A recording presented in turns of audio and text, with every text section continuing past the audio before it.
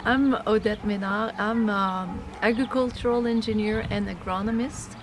I did my study at McGill University, and I'm doing quite a lot of work on soil conservation and soil health. I do work for the Ministry of Agriculture in Quebec, and the main objective of my work is to work with farmers to help them implement no-till and cover crop in order to get better soil health and therefore better yield and better economics out of their enterprise.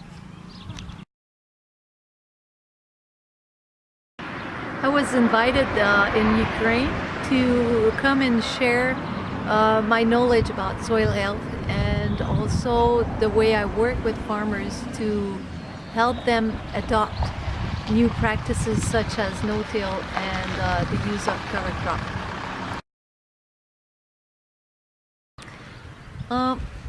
When I started to work in the soil conservation 30 years ago, we had a very big problem with water and wind erosion, and the best way to protect the soil was to leave the residue on top of it.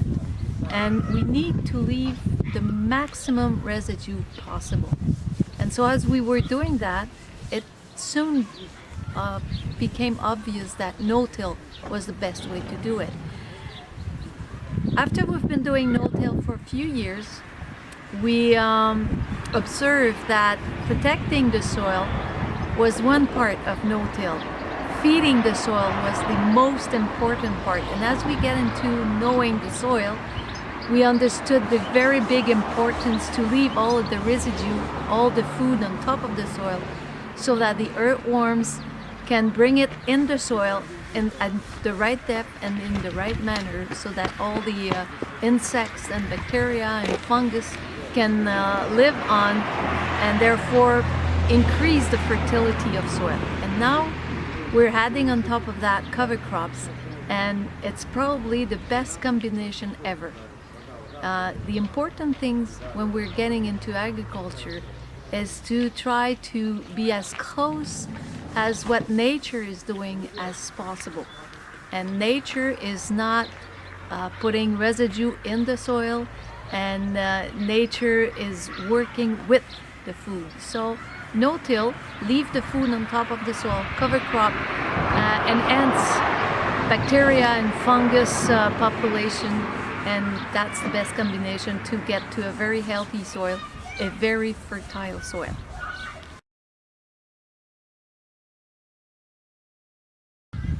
I think the biggest challenge with no-till and cover crop is that the only person that benefits the most of it is the farmer himself.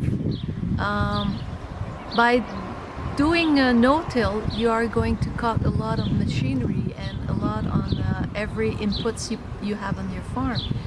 And because there's a lot of people involved in agriculture, there's a lot of people going around the country and go and talk to farmers about technology, machinery, fertilizer, pesticides, then it's easier just to follow that recipe than to go into no-till.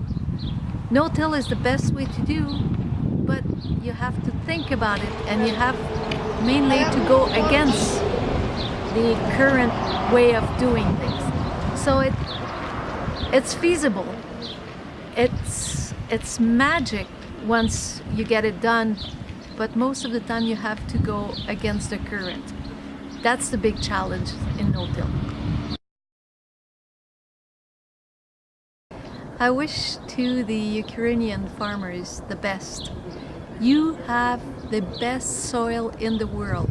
You really do have the highest potential of soil.